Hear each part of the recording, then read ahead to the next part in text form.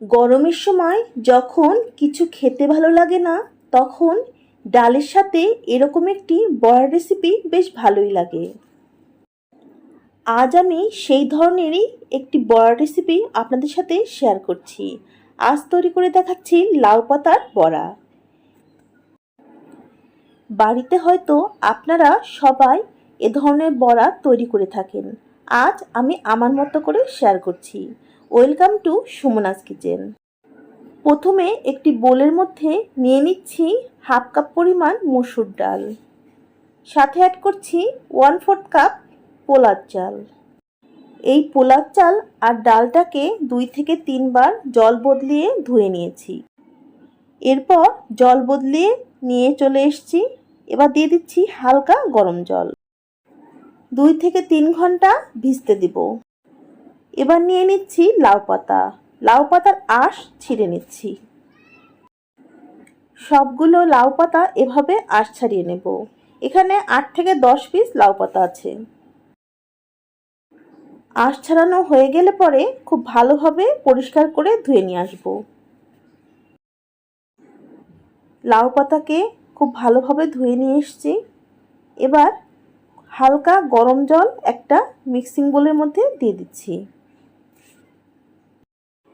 দেখুন হাত ডুবানো যাবে এইরকম। তার মধ্যে দিয়ে দিচ্ছি 1 চামচ লবণ। এবার খুব ভালোভাবে লবণটা গলিয়ে নেব।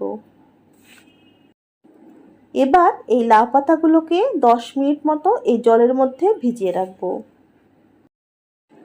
লাউ পাতাগুলোকে গরম জলে ডুবিয়ে রাখার ফলে লাউ পাতাগুলো বেশ নরম হবে। এর ফলে যখন আমি বড়া তৈরি করব তখন ভাঁজ দিতে সুবিধা হবে। এবার চাল ডাল যে জল ঝরিয়ে রেখেছিলাম সেটা নিয়ে এসেছি। এর মধ্যে দিচ্ছি একটি পেঁয়াজ, 1 স্লাইস মতো আদা, 3টি কাঁচামরিচ ও কয়েক কোয়া রসুন। এবার সবগুলো উপকরণ একসাথে ব্লেন্ড করে নেব। ব্লেন্ড করা হয়ে গেছে। এর মধ্যে দিয়ে দিচ্ছি স্বাদ মতো লবণ, সাথে অ্যাড করছি সামান্য হলুদ গুঁড়া, শুকনা মরিচ গুঁড়া, ধনিয়া গুঁড়া ও জিরা গুঁড়া। এইবার সবগুলো উপকরণ একসাথে মিশিয়ে নিচ্ছি। ডালের মিশ্রণটা তৈরি হয়ে গেছে। এই পর্যায়ে লাউ পাতা মাখিয়ে নেবার পালা। একটি প্লেটের উপর লাউ পাতা এভাবে ছড়িয়ে নিচ্ছি। তারপর ডালের যে মিশ্রণটা তৈরি করে রেখেছিলাম সেটা মাখিয়ে নিচ্ছি। এই লাউ পাতা বড়া তৈরিতে যে কোনোভাবেই ভাঁজ দেওয়া যায়। সম্পূর্ণ লাউ পাতায় খুব ভালোভাবে ডালের মিশ্রণটা ছড়িয়ে দেব। এবার এভাবে ভাঁজ দিয়ে আবারও ডালের মিশ্রণটা লাগিয়ে দেব। ডালের মিশ্রণে লাগিয়ে দেওয়ার ফলে ভাঁজটা খুলে যাবে না। অনেকটা ত্রিভুজের মতো ভাঁজটা দিয়ে নিচ্ছি।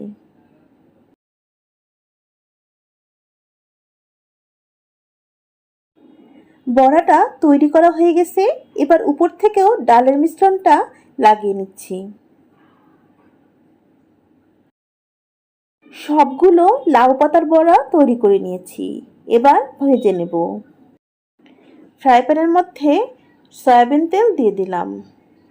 এবার বড়াগুলো যেদিকে ডাল মাখিয়েছি সেদিকে উল্টো করে দিয়ে দিচ্ছি। এবার উপর থেকেও কিছুটা ডালের মিশ্রণ দিয়ে দিচ্ছি।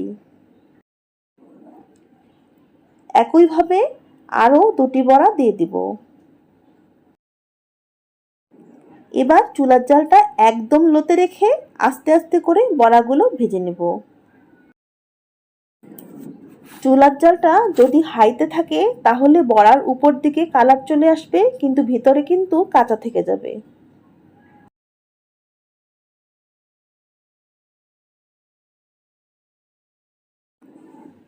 বড়াগুলো ভাজা হয়ে গেছে। এবার তেল থেকে উঠিয়ে নিচ্ছি। তৈরি হয়ে গেল ভীষণ মজাদার লাউ পাতার বড়ার রেসিপি। এই গরমের সময় এরকম একটি বড়া দিয়ে ডাল দিয়ে ভাত দিয়ে খেতে অসাধারণ লাগবে। রেসিপিটা যদি ভালো লেগে থাকে তাহলে আমার চ্যানেলটা সাবস্ক্রাইব করতে পারেন, লাইক শেয়ার কমেন্টও করতে পারেন। আগামীতে আরও ভালো ভালো রেসিপি নিয়ে চলে আসব। আজ এ পর্যন্তই, টাটা।